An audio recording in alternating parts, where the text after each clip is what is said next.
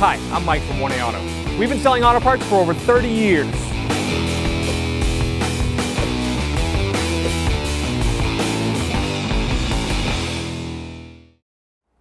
If you need to move your shifter and it's not working properly, and either you don't have your key and your vehicle needs to get towed and you need to pull it out of gear, what you can do is take a flat blade screwdriver, take this little cover off here with your foot on the brake, and you can take the screwdriver, push this little tab down, and then you can move throughout the gears.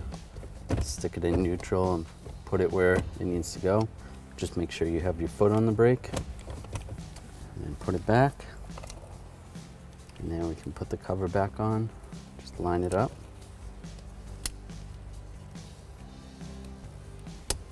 And push it down.